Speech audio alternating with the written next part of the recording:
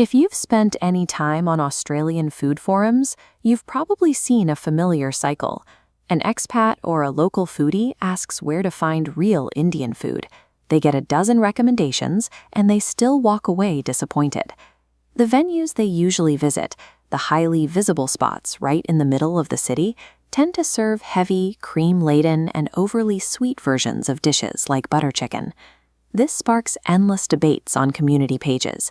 Diners constantly argue about which restaurants are fake and which ones are legitimate. This friction stems from two entirely different food cultures colliding on a single plate. If you want to stop wasting your money and actually find the exact meal you're craving, you have to understand how this cultural clash works. We can see exactly why this happens by looking at how the two nations actually eat on a macro level.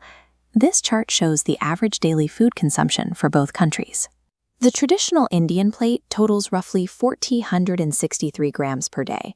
The vast majority of that weight is produce and grains, while meat takes up just one. Instead of a single, massive protein centerpiece, you get a round plate carrying many small, deliberate portions designed to hit all 6 tastes in a single meal. This balance also relies on complex grain fermentation. It is a highly time-intensive process, transforming raw rice and lentils into a bubbling, probiotic-rich batter that changes the nutrition and digestibility of the grains. That complex science translates into everyday structural staples. A street vendor spreading it onto a hot griddle creates thin, savory crepes known as dosas, or steams it into fluffy idlis. True Indian cuisine is structurally complete all on its own.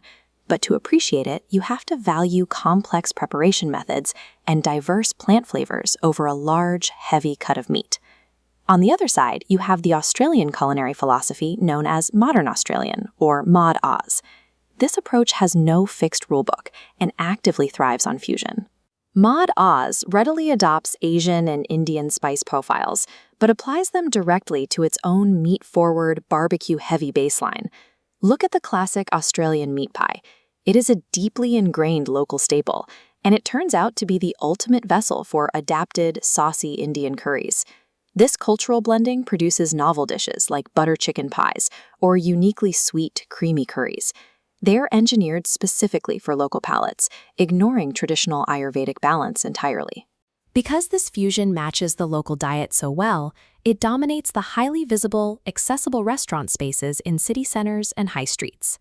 This track represents a highly successful, easily accessible adaptation built specifically to meet the expectations of the Australian consumer. But if you are on a quest for uncompromising authenticity, you have to look past the mainstream. You have to stop searching for generic, monolithic Indian restaurants and start looking for hyper-specific regional cuisines, like Kerala, Tamil, or Gujarati food. The geographical reality is that these specialized spots rarely survive in the expensive real estate of the central business district. To find them, you have to be willing to travel to the outer suburbs to locate community-focused eateries. The venues themselves look entirely different.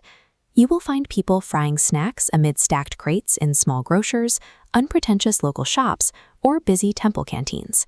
The trade-off for experiencing true traditional flavor is that you have to sacrifice convenience and embrace a high-effort hunt. To make this practical, let's map out your dining choices. This chart plots traditionalism against the effort required to get the meal. If you want sweet butter chicken in the CBD, that sits in the low-effort, low-traditionalism corner. Booking a table for high-end Mod Aus dishes like crocodile curries or masala burgers moves you into high-effort, but remains low on traditionalism. Hitting up local temple canteens offers high traditionalism with relatively low effort and cost. And tracking down a specific Kerala beef fry in an outer suburb like Belgrave pushes you to the far top right, maximum effort for maximum traditionalism. Knowing exactly where a restaurant sits on this grid is how you prevent mismatched expectations and a disappointing dinner. The ultimate decision comes down to identifying which type of diner you are on any given night. You might be the comfort explorer. You want an easy, relaxed atmosphere with familiar, protein-heavy profiles. If that's you, proudly embrace the Mod Aus fusion track. Enjoy the adaptation for what it is, without worrying about whether it's authentic. Or you might be the purist.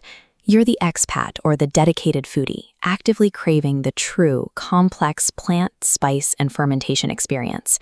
If that's what you want, you need to commit to the effort. Filter your search by region, skip the city center, and head out to the suburbs.